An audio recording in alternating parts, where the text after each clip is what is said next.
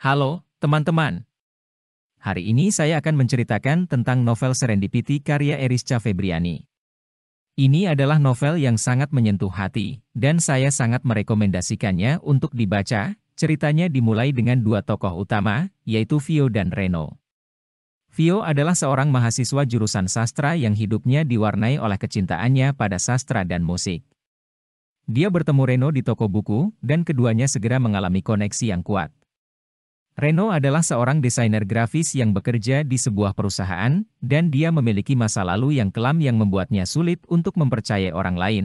Kisah cinta mereka berkembang dengan sangat lambat, dan pada awalnya mereka hanya berteman. Namun, semakin banyak waktu yang mereka habiskan bersama, semakin jelas bahwa mereka memiliki perasaan yang lebih dalam satu sama lain. Namun, mereka harus melewati banyak rintangan dan kesulitan untuk akhirnya bersama. Salah satu konflik utama dalam novel ini adalah hubungan Vio dan ibunya. Ibunya tidak setuju dengan keputusan Vio untuk kuliah di jurusan sastra, dan dia sering meremehkan kecintaan Vio pada seni. Namun, Vio tetap berusaha mengejar mimpinya, dan dia akhirnya berhasil membuktikan kepada ibunya bahwa dia bisa sukses di bidang sastra. Reno juga memiliki konflik dalam kehidupannya sendiri. Dia mengalami trauma akibat pernah dikhianati oleh orang yang dicintainya, dan hal ini membuatnya sulit untuk mempercayai orang lain. Namun, dengan dukungan dari Vio, dia mulai belajar untuk membuka hatinya lagi dan menerima cinta. Saya suka bagaimana Erisca Febriani menggambarkan kisah cinta yang begitu penuh emosi dan kesulitan. Karakter-karakter dalam novel ini begitu hidup dan kompleks, dan mereka membuat saya merasa sangat terhubung dengan kisah mereka.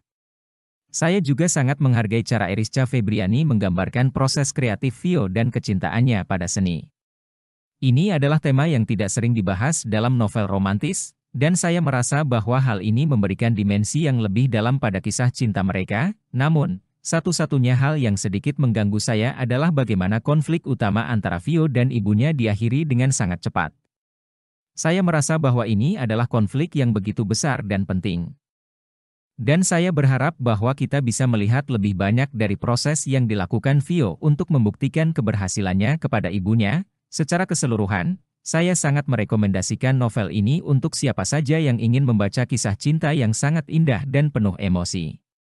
Ini adalah novel yang membuat kita tertarik dan merasa dekat dengan karakter-karakternya, dan saya yakin bahwa kisah Vio dan Reno akan tetap terpatri di hati kita untuk waktu yang lama.